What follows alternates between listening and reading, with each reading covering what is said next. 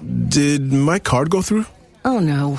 Your small business depends on its internet. So switch to Verizon Business. And you could get LTE business internet starting at $39 a month when paired with select business mobile plans. That's unlimited data for unlimited business. There we go. Get the internet you need at the price you want. Verizon Business. Starting price for LTE business internet, 25 megabits per second unlimited data plan with select Verizon Business smartphone plan savings. Terms apply. For a limited time at McDonald's, get a Big Mac extra value meal for $8. That means 2 all-beef patties, special sauce, lettuce, cheese, pickles, onions on a sesame seed bun, and medium fries, and a drink. We may need to change that jingle. Prices and participation may vary. New Icy Hot. Nighttime recovery. Relieves pain at nighttime while your body recovers. Icy Hot. You're so back. Are your business expenses playing hide and seek? With Uber for Business, the small spends that slip through the cracks, like rides and meals, go right where you need them. Because it integrates with leading expense platforms, you can say goodbye to surprise costs, missing dollars, or chasing receipts. Everything's track downable. Uber for Business. Make small steps that make a big impact. Learn more at uber.com/small steps. Hey, Fidelity. How can I remember to invest every month? With the Fidelity app, you can choose a schedule and set up recurring investments in stocks and ETFs. Oh, that sounds easier than I thought. You got this. Yeah, I do. Now, where did I put my keys? You will find them where you left them. Investing involves risk, including risk of loss. Fidelity Brokerage Services, LLC, member NYSE, SIPC. Hello and welcome into yet another Victory Tuesday edition of Birds of the Roundtable. I am your host, Shane Haff. Give me a follow on Twitter at ShaneHaffNFL. Joined as always by the best crew around. First of all, we've got Ryan Reese. Give him a follow on Twitter at Philly Sports PSA. Ryan, how are you doing? I'm doing well. Every game is a new set of heart attacks and frustrations, but somehow, some way, they find a W. Yeah. I don't even know. We're going to get into it. Also joined by David. Give him a follow on Twitter at his new handle, David Neese PHL. David, how are you doing? Good, man. I'm glad we finally get to discuss the Eagles finally beating the Heat. So I'm ready to get into this one too. Wild game. It was definitely the common phrase, tale of two halves. Well, it definitely was. Yeah, it's funny. Like we talked about, the Eagles haven't been able to get over the hump against the Buccaneers, but A.J. Brown hasn't played in all those games. And they finally got over the hump, and A.J. Brown still barely played in this game. So we will get into it all. But before we do, Ryan, I've got to ask you a non-Eagles question real quick. How do you feel about your boy Kenny Gainwell with 2 touchdowns this weekend in Dublin? 99 rushing yards, 2 touchdowns. And if he just ever got a chance, I'm telling you, he could be a franchise running back. I need your thoughts. He did have a chance. Yeah, no, listen, I'm glad he's getting a shot with Pittsburgh. Honestly, I'm shocked they haven't started utilizing Caleb Johnson a little bit more, but I think, he's sort of falling out of favor. One fumble and a couple other things I'm sure has led to that. But either way, yeah, listen, I'm glad Kenny G is doing his thing, and I'm sure he helped quite a bit of fantasy weeks this past week. So I was just waiting on you to say, I'm glad he's doing his thing, and I'm glad he's not doing it here. But missed opportunity there for you. But. All right, well, let's dive into the Eagles' victory over the Buccaneers. The Eagles go down to Tampa. They get the win. In the first half, I thought we were going to party our way to victory. The Eagles go into half up 24-6, and then, man, it's just the inverse of the Rams game where they came on in the second half after a bad first half. It just fell apart, and the offense couldn't do anything. I think we only gained 20 yards in the entire second half, didn't complete a pass, 3 and out after 3 and out after 3 and out, and the defense is able to kind of salt this game away at the end. But before we get to the defensive side of the ball, let's talk about our offensive takeaways. So, David, I'll throw it to you first. What is your top offensive takeaway from this game? I mean, I guess I'd go with Jalen Hurts. For 30 minutes, he put on a clinic, and the next 30 minutes was like a street fight. I mean, it was just crazy. You know, I don't really know if it's fair to speculate that the heat got to him or a couple of those hits. But I think maybe Shane, maybe you posted it, but he was 15 of 16 in the first half. I mean, he was almost perfect. And then he was 0 for 8 in the second half, and he never completed another pass, like the final 5 or 6 passes after he took that one hit as he was running to the side there. So, he never went in the blue tent. So it's, again, I don't know that it's fair to speculate if he was, affected by the heat, or maybe he was suffering from a little, slight concussion. I really don't know, but it was, just a drastic difference. And unlike the game the week prior against the Rams, he started out hot this game and then just cooled off. The Rams game, it was like they didn't even attempt to do anything until the second half. So it was, it was slightly different of that. But at the end of the day, I mean, it's been a calendar year since a Jalen Hurts led team that he has started the game and finished has lost. He stacked 18 straight wins, 45 touchdowns to just 5 turnovers. It's an incredible run. And it's very hard to, say much negativity about that, except for whoever's going to discuss the wide receivers. But it's been effective. He was also the leading rusher. I think he had 62 rushing yards as well. Yeah. Speaking of the wide receivers, got a great comment here. Chiming in says, I emailed my manager the same quote AJ Brown tweeted. He wants to catch up tomorrow and see if I'm all right. and I mean, that's going to be the big talking point coming out of this game, is what's going on in the receiver room and really what's going on with that offense. But Ryan, what was your top takeaway from the offense? Yeah, I mean, again, it was, David absolutely nailed it. It looked like they had kind of continued what they were doing in the second half of the Rams game. And then, like a magic wand, they couldn't figure it out. And again, it might have been a combination of, as David said, the heat, maybe that hit, obviously Todd Bowles, is really, great at adjusting and has had the Eagles' numbers, so perhaps it was a combination of that as well. But yeah, it was that. It was a little bit of a kind of a passive play calling. Again, trying not to make mistakes. But yeah, I think ultimately the story will be this wide receiver room and AJ Brown and Devontae Smith. They combined for 4 catches for 36 yards, something like that. Not great. And, that's not something that AJ's, used to. I mean, got less than 10 receiving yards. It's absolutely, it should never happen. So, again, we're lucky that we're 4-0. There's a lot of things they got to figure out to, be smooth and running the way that we know this offense can.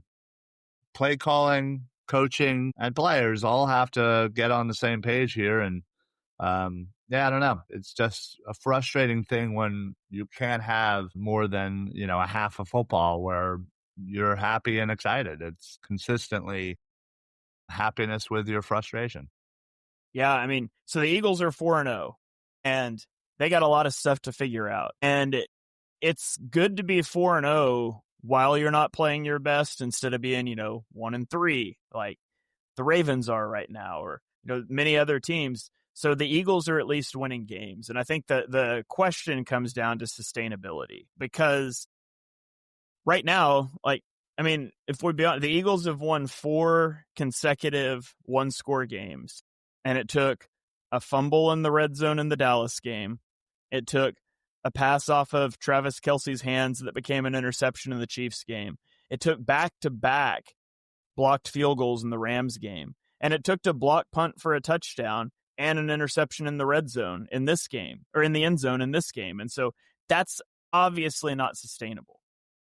And so they've got to figure out, and I think the defense is playing incredible since the first half. You throw out the first half of the Dallas game, and I'm willing to throw out most of the Dallas game on both sides of the ball, but the defense has played really well this year. And so the offense has got to figure some things out. And there's a lot they need to figure out. I mean, Saquon Barkley had 19 carries for 43 yards in this game. 42 of those 43 yards came after contact. So 19 carries, 1 yard before contact. That's absurd. Like, that's so bad. And, there's a lot of stuff that plays into that. Lane Johnson has left back-to-back games with injury.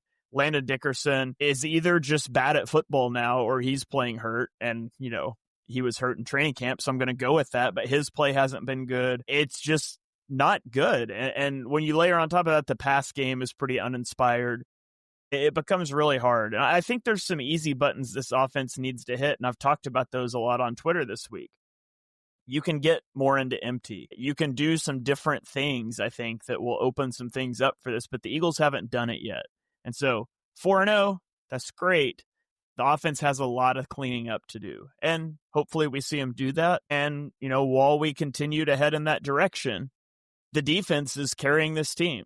And so, you flip over to the defensive side of the ball. And I thought the defense was outstanding in this game. I mean, they give up 2 big busted play, a 72-yard touchdown and a 77-yard touchdown. And you can't take those away, but you're talking like, can you get dog walk down the field at 6 yards of play and give up touchdowns? Or can you just lock guys down and then give up 2 busted coverages? Obviously, we don't want that, but that's not going to happen over and over.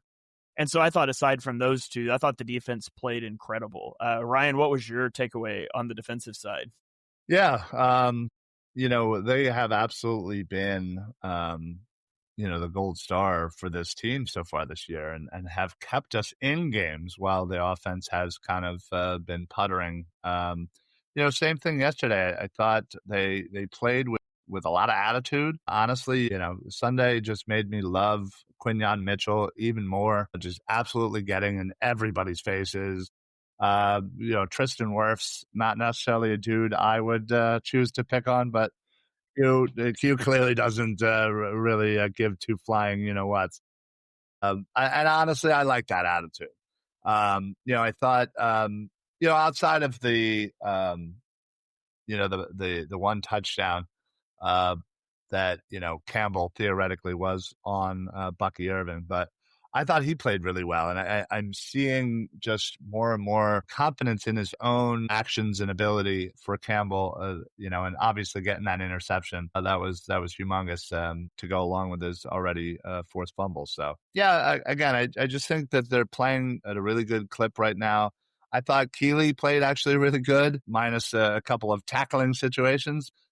Coverage-wise, he was not an issue like Adoree Jackson has been. So, again, step in the right direction, at least for one game. So, yeah. And now it is fair to point out that our last view of Adoree Jackson was going against Puka Nacua, who had like 15 catches this weekend against a different team. Sure. And so it was a little easier draw. But yeah, I thought Keely Ringo played well. I thought he played well enough to warrant a look as a starter when Adoree Jackson is back. But Quinyon Mitchell, man, I said when I wasn't intentionally doing this, just peek behind the curtain. When I watched the All-22, when I see a play that has something interesting, I'll record it and tweet it out with what I thought. And like the first 5 plays I tweeted from the defense were all about Quinyon Mitchell. And I didn't go into that thinking Quinyon Mitchell was just like the best player on the planet in this game. Man, I honestly think that might be the best game I've ever watched of a cornerback on film. I thought Quinyon Mitchell was outstanding. The stats backed it up. I went and looked those up after, and I think he was targeted 9 times in the game, and 8 of them were tight window throws, which means separation of less than a yard, and he gave up 2 catches for 6 yards. Fantastic stuff. Was it 5 yards? No, 5. Well, didn't he get 5 PBUs? Oh, yeah, maybe. Yeah. It's just, it's absolutely just insane. And then, you take Q's amazing game, kind of flip it over to the other corner in Coop, and he's out there absolutely flying around. Honestly, I think he should coach the team for a week to show them how to tackle, which is great. Honestly, I mean, I don't think truly we realize. I think we think we have an idea, but I don't think we truly realize how amazing it is having Q and Coop on this football team, and how much the fact that they are just in their second year, they are only going to continue to get better. and it shows every game pretty much. Yeah. Yeah, it's been a lot of fun watching those two guys for sure. David, what was your top defensive takeaway in this one? To just piggyback on Quignon, what you were saying about the tight windows, that figure was the most of any wide receiver cornerback matchup over the last 7 seasons. I mean, that's how impressive that was. So when you say it's the best you've seen, that adds up. He's been so suffocating. It's been unbelievable. And he's shadowing players now. Like he shadowed Egbuka that whole game. I think 22 matchups. So, that's really impressive stuff. For me, I guess I'll go with the pass rush and the pressures. Bond had 5 pressures, 4 in under 2.5 seconds. That's just insane. That burst, he just wrecked their protection plans and set the tone for a dominant night. Moro Ajomo had 5 pressures from the interior. He was just ramming guards right back into Baker Mayfield's lap. Zadarius Smith has been a great pickup. He had 4 pressures. Uche had 4 pressures. Jalen Carter had 3. And, just to keep going, just one more player, you mentioned Cooper DeJean. He had a team high 9 tackles, 2 pass breakups, and just was closing space like a veteran. I mean, it's just, like you said, he could teach a clinic on the tackling. It has just been unbelievable. And when the defense is working in sync like that, you're getting the pressure and you have the corners locked down. Like in base, Cooper's playing, outside corner and base. There is just no time nor anywhere to go. And it's, probably the best defense I've seen probably in the past 2 years. This game is right up there, top 2 or 3. Yeah. And it's crazy too how much Fangio's blitzing this year. That's not been a thing that he's done often in the past. And we really saw it start in week 2. And in week 2, it was like, well, yeah, the Chiefs have no receivers at all. And so just go get after Mahomes. But he's continued to blitz like that. And it's worked. And part of me thinks, though, that he's still not crazy about what the Eagles have at edge rusher, because he is choosing to blitz Zach Bond. I think Zach Bond rushed the passer on like 12 or 14 snaps in this game. Yeah. And I think Zach Bond's the best coverage linebacker in the NFL, and he's blitzing the best coverage linebacker that much. Now, he's a good blitzer, too. But it tells me that Fangio's been a guy that likes to rush for most of his career. And so the fact he's ratcheted that up so much, I mean, he's either cooking up the next evolution of his defense, or he's just not quite satisfied with the pressure that the edge rushers are getting. And so, that's something to watch. Obviously, Nolan Smith's out right now. Hopefully he comes back and is able to play well. And I've been impressed with what Josh Uche has done so far. Hopefully that rotation can kind of pick things up a little bit as the season goes along, because I don't think it's been bad, but I do think it may be leading Fangio to blitz a little more than he normally would.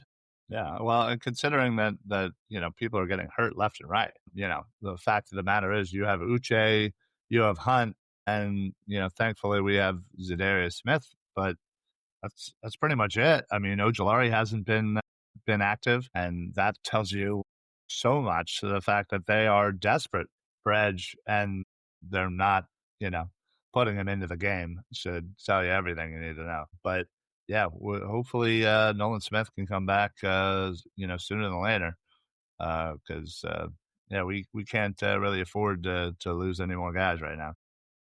Yeah, comment here from Yakko asked if the high blitz rate is more of an indictment of the edge rushers or the secondary. I would say that's a edge rusher thing, because it would make sense. If you're really concerned about CB2, it would make sense to use that extra body to help push coverage that way. When you are blitzing, you're kind of inherently asking your corners to do a little more. But that's my thought, at least. I mean, certainly it makes the ball come out quicker, which lets you sit on some things. But also, I thought Keely Ringo did really good anytime he was up pressing on the line of scrimmage. If the Eagles do decide to do that, I would like to see them let him press quite a bit, because I do think that's one of his best usages. Agreed. He's very good at that. Anything else that either of you guys want to shout out on the defense? Before we move off the game entirely, though, I'd like to mention just the creativity in the red zone that the Eagles had this week. I mean, that was very impressive stuff, man. I mean, the little pass to Dallas Goedert, the tush push fake. And I know a lot of people were putting, why did they use that in this type of game? Well, they use it in that type of game to put it on tape, because they want everybody to have something else to think about when they line up in those situations. It just, you have a little bit more doubt and a little bit more you have to try to protect. What are they perfect this year in the red zone, right? 11 for 11 in the touchdowns. I mean, so the play calling iffy in some places, but man, when they get to pay dirt, man, they're bringing it home, and that's the difference in the game right now. The big reason they're 4-0. A lot of teams kicking field goals down there, and the Eagles are getting 6. Absolutely. All right. Well, let's go with our player of the games, and then we'll talk about this Broncos matchup. Ryan, I'll throw it to you first. Who is your player of the game from this one? This is tough because I feel like, again, you look at this game, in two different halves, but I'll say Q. Just because of, taking one of the better young receivers this year. And, with the exception of him scoring one play that he wasn't even technically on him. Q had one of the better games I've seen a corner have, here in quite some time. So. All right. So Quinyon Mitchell is the slam dunk there for Ryan. David, I'll throw it to you next. Who is your player of the game? Yeah, if it's not Q, I'm going with Jahad Campbell. I mean, the rookie has made 2 of the bigger plays in the game, both of them defensive swings, the red zone interception, obviously, highlighting that. He makes impact plays in money situations, and in my opinion, he's building a case week by week to be Defensive Rookie of the Year. Sure. I mean, he is playing at an incredible level for a player who's played 4 weeks in the NFL. And it's not just his athleticism, it's his play recognition, etc. I mean, it's been very, very impressive stuff. And I heard Fangio say today that Dean is coming off injury and going to be ready to be practicing next week or the week after. So they're going to have some really interesting decisions at linebacker moving forward. Yeah, I will also say that I was not negative, but pointing out that the first couple of games, Jahad Campbell was just slow to trigger downhill in the running game. I thought I saw a marked improvement in this game. And so I think he's growing up right before us when it comes to that. And so, yeah, it's going to be really interesting. Hopefully teams will play heavy personnel so the Eagles can play base defense. That would be really great. Yeah, I'll stay on the defensive side of the ball, and I'll go with Cooper DeJean. I said Quinyon Mitchell played one of the better games I've ever watched from a corner. Cooper DeJean played really well, too. And it just, again, can't be emphasized how dumb the rest of the NFL is for letting either of those guys be on the board when the Eagles picked in the first round, much less letting Cooper DeJean fall into the second round. Didn't make sense then. It makes even less sense now. Honestly, sometimes NFL teams just, I don't know how they make some of those decisions because it was just very clear that those guys were good football players. I remember that draft when we were doing the draft show live. We were all ecstatic. I mean, we were all dumbfounded. We were a little bit as every player started going offense. We kind of thought Quinyon might be in play. But Cooper, we almost fell out of our chairs that evening. I mean, it was just crazy. Yeah, I think Quinyon Mitchell was he was a top 10 player on my board. Yeah. And I never thought there was a chance that he would be there when the Eagles picked at 22. Cooper DeJean was number 18 for me. And I was just hoping. I went into the draft hoping that DeJean would be there at 22. Right. And they got him at 40 after getting Quinyon Mitchell at 22. It was just that draft remade the secondary in 2 nights, which is just incredible. I mean, I remember I just assumed that Coop wasn't even in play for that second pick. I was hoping they were going to get up Edgerrin Cooper, but that didn't happen. I got my linebacker a year later. Yeah, you did. Yeah, and a good one at that too. So that's for sure. I think it all worked out. Sure did. We had a comment here asking about how many tackles Campbell missed. I don't recall any missed tackles from Campbell. Is there any that you guys are thinking of that I'm not? Charting services show him with no missed tackles on the year. I don't recall him yet. At least yesterday or Sunday. I don't remember him missing a single one. I mean, I know early on, through the first couple of weeks, there were, 1 or 2 here or there, but yeah, that really hasn't been his kind of, red flag, He wasn't credited with any that I can find on SIS either, so. Yeah.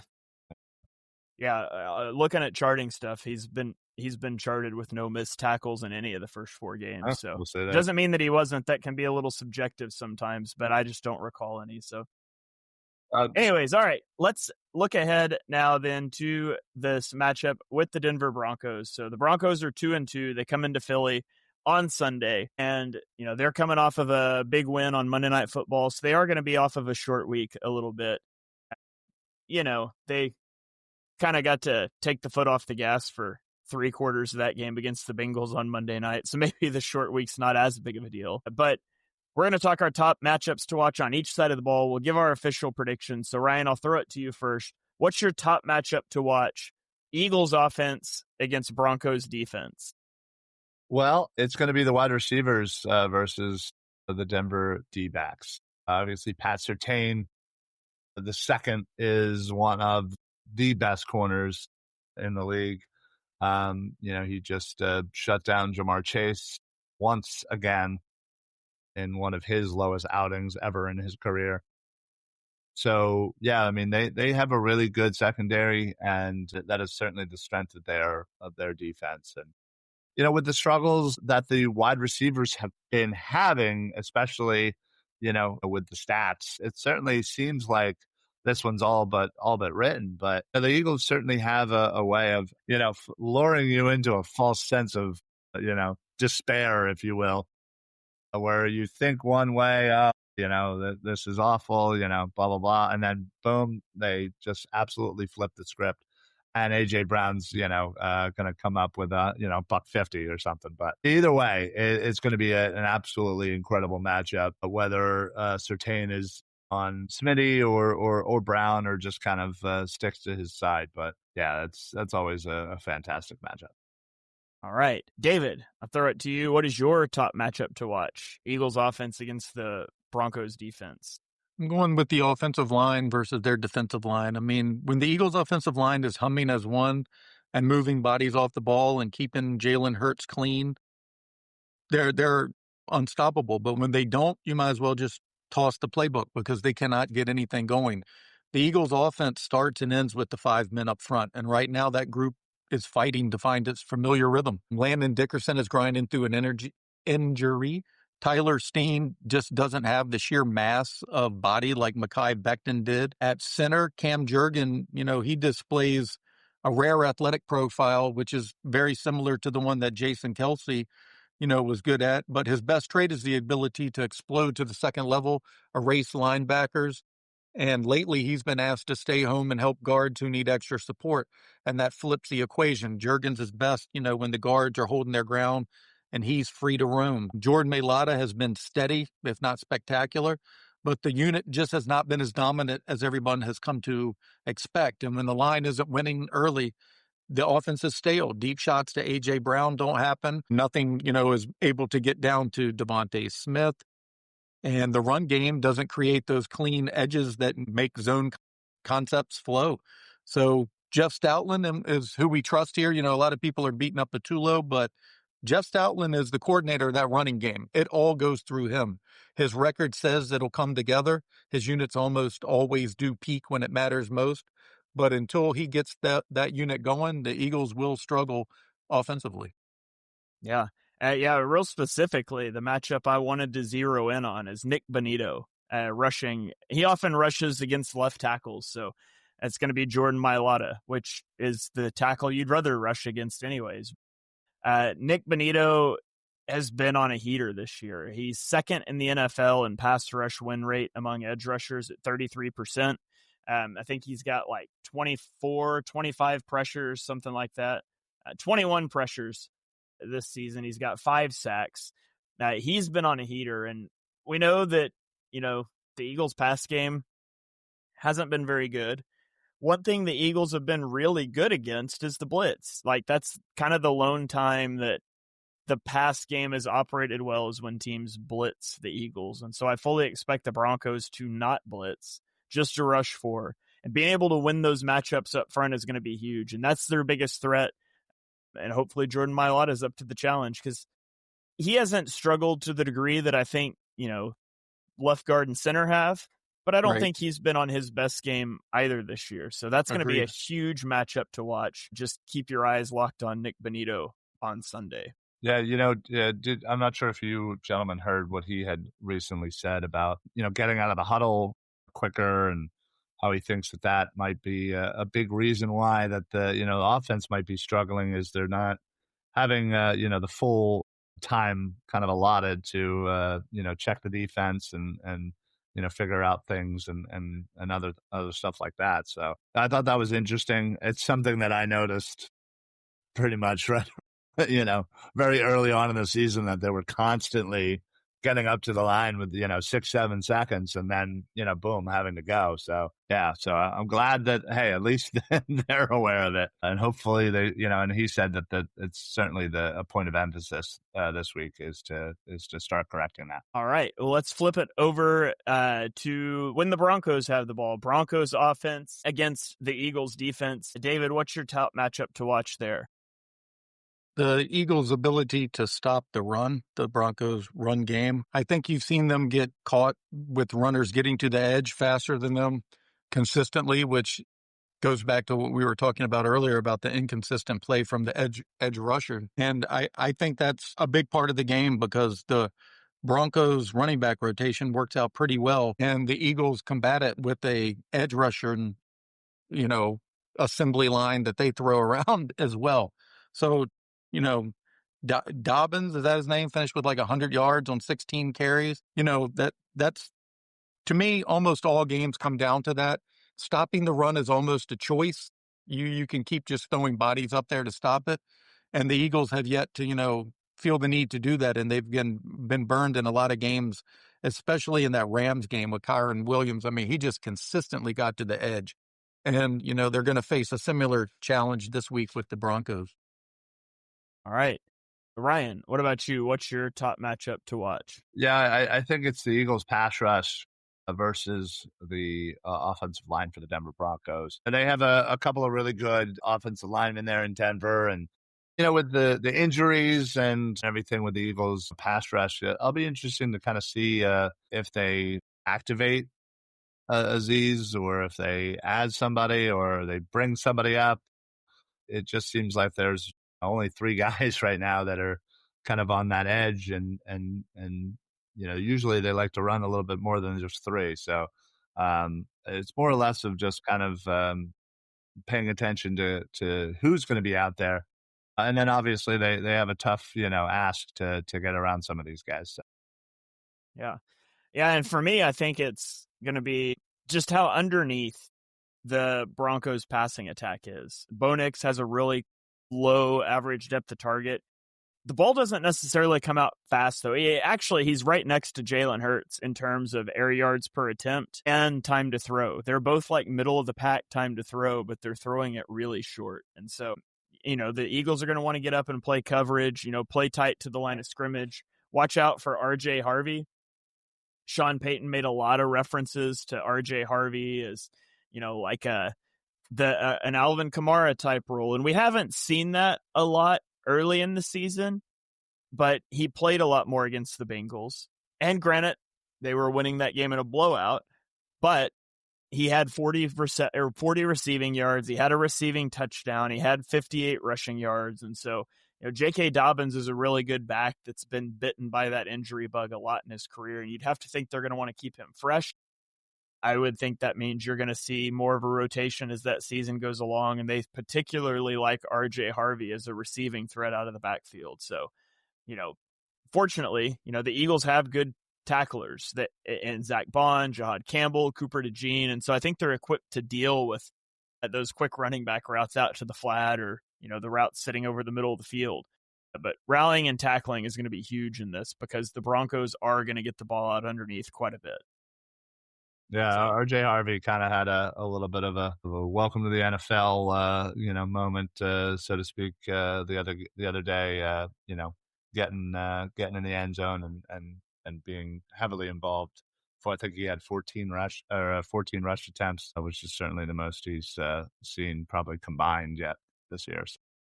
Yeah, a couple of comments here. J-Rock said the Eagles have been really good at squeezing passing games. I suspect Bo will struggle a lot this game, and Brett Eclipse said he's struggled quite a bit this season. Hasn't looked anywhere nearly as good as last year. And I mean, yeah, if you look at it, he had a rough game week 1 against the Chargers, through 2 interceptions. Week 2 is a little better against the Colts. He completed 73% of his passes, 3 touchdowns, but against the Chargers in week 3, 56% completion percentage. And then obviously he had a career high in passing yards against the Bengals. So he's, alternated game to game. So it's an odd numbered game. He should struggle. He's definitely going to be playing a good defense. I think that this could end up kind of being a low-scoring defensive slugfest. But let's get into our predictions, player of the game predictions, and score predictions. David, I'll throw it to you first. Give me your score prediction. Tell me who you think is going to be the player of the game. I kind of agree with what you said. I think the Broncos' running game is effective enough that it just erases a lot of opportunities for the Eagles to, get the ball, just reduces possessions. So I still think the Eagles win because I just believe at the end of the day that, Vic Fangio will triumph over Bo Nix and anything that they try to accomplish. But I do think they're going to hang around. So I got Eagles 24, Broncos 20. I do think it'll be a close game. And player of the game, I am going with Zach Bond. I think that he's going to have to rack up a lot of tackles and maybe sneaks an interception over the middle. All right. Low scoring game for David. Ryan, what do you have? I have Eagles winning this one 23-16 in a weird scoring game. I just kind of have a feeling it's just going to be one of those odd games. I think it's going to be close throughout. And I'll go with my MVP. I'm going to go with Jalen Hurts to get 2 rushing touchdowns. All right. Jalen Hurts, Zach Bond are the 2 player of the game picks so far. I'm also going to take the Eagles to win this one. I'm going to say Eagles win 20-10, and low scoring game for me. I think this is going to be a bit of a slugfest. The Broncos have a good defense, and the Eagles offense hasn't been particularly good.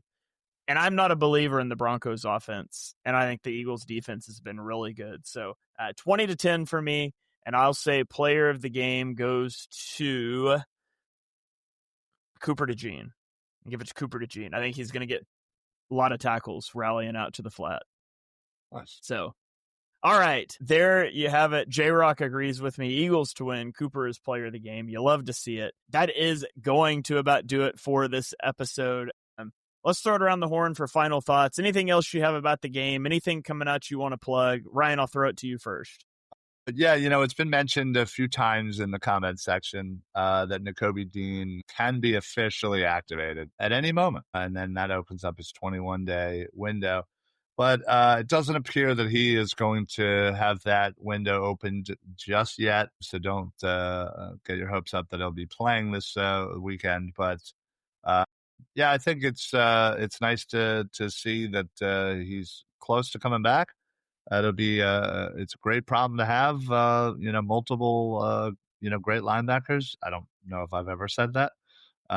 It's definitely something that I'm very happy about, and I hope that they kind of slow play it and just kind of ease them in, let them get used to it again. It's not like we're struggling and we need to kind of turn around our season. So that is the beauty of being where we're at. So other than that, make sure you follow me right here at Philly Sports PSA. We have been taking a few weeks off to kind of reorganize, but come next Monday, Party on Broad will return, and I believe Armchair Scouts will return as well. So please stay tuned for that. And then, of course, always every Wednesday at 5:30, Football Smack Talk show tomorrow. So stay tuned for that. And if you're not following the other 2 guys here, what the hell's wrong with you?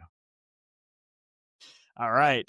Good stuff there, Ryan. David, any final thoughts? Anything that you want to shout out? The floor is yours. I would just remind everybody that this is probably the greatest era of Philadelphia Eagles football that any of us have seen, have witnessed. Don't get distracted by tweets of Bible verses, etc. All that stuff is just things just to keep you off of focus of what's really happening here. The Eagles have won 20 of their last 21 games, and the only loss was because Jalen Hurts was concussed in like the first quarter of the game. I mean, this is an unbelievable run, one of the greatest runs in NFL history. And, everybody keeps, trying to find things to nitpick the team with, that they're winning like this, they're winning like that. Yeah, well, they're winning. And this isn't like 2023 that was a team that, got to 8-0, 10-0, whatever it is. This team is far better suited for, to keep this thing going, because their defense is elite and the offense has elite players that just haven't figured it out yet. They're just out of sync. So there is no way that this thing could end anytime soon unless there's injuries. So I'm super excited about this era. So just don't fall for all of the stuff that all the talking heads want you to, listen to throughout the week, because this time is very, very special. And a tweet and a fumble here or there, or somebody complaining they're not getting the ball enough, shouldn't ruin what's transpired here for all the fans to watch, because this era is going to go before you know it as well. Yeah. Well said. All right. Good stuff there, David. As for me, no more final thoughts on the game. I am going to be going live on Chalk Talk with Mark here in the next 5 to 10 minutes. So we're going to be breaking down all of the Week 4 action, excluding the Eagles game. But we're going to talk about all the rest of the games. So if you want to go catch up on the goings-on around the rest of the NFL, we'll be live. You can come hang out with us while we do that. Johnny and I will be recording an episode of On the Shane Page tomorrow, talking about the film stuff, offense, defense, what we saw. We've also got a lot of stuff in our Patreon, patreon.com/Eagles Film Room. We rebranded it. So patreon.com/Eagles Film Room. My past game review is up. It's like 42 minutes. Eric is about to drop an hour and 10-minute video on Keely Ringo, player spotlight, diving into all of his stuff. So tons of content there you can come and check out too, if you want some more in-depth stuff outside of what's in the podcast feed. As always, 5-star ratings and reviews are greatly appreciated. Help us spread the word of the Eagles Pinpool Network. Like, follow, all that good stuff. We will catch you guys next week. Give Ryan a follow on Twitter at Philly Sports PSA. David is at David Nice PHL. I'm at Shane Half NFL, and we will catch you guys next time. Go Birds. Through the Starbucks College Achievement Plan, full and part-time Starbucks baristas receive 100% upfront college tuition coverage so they can focus on achieving their dreams, not how they'll pay for school. And those dreams might start with a degree in management, biochemistry, or any of the more than 150 offered. At Starbucks, benefits like college tuition coverage are just the start. Learn more at starbucks.com/partners. Are you a forward thinker? Then you need an HR and finance platform that thinks like you do. Workday is the AI platform that helps propel your organization, your workforce, and your industry into the future. Workday, moving business forever forward. My marathon isn't about time. It's about my 26 friends with intellectual disabilities I'm dedicating each mile to. I'm Joseph. I'm running my first Bank of America Chicago Marathon for Special Olympics Illinois to help give my friends a place to shine. Join Bank of America in supporting Joseph's cause. Give if you can at BofA.com/supportJoseph. What would you like the power to do? Bank of America. References to charitable organizations is not an endorsement by Bank of America Corporation. This episode is brought to you by Contentful. Marketers, you know that feeling when your creative clicks? When that social post sends engagement through the roof? When your outside-of-the-box campaign hits ROI positive? When a personalized homepage turns prospects into customers? It's utter marketing bliss. Contentful helps you create tailored omni-channel experiences without working overtime. No stress, no limits, only possibilities. Get the feels at Contentful.com. Who says you can't be the topic of conversation for all the right reasons? The Hyundai Tucson Hybrid pairs bold presence with advanced technology and sleek style. It's everything you didn't know you needed in an SUV and then some. Okay, Hyundai. Visit HyundaiUSA.com to learn more.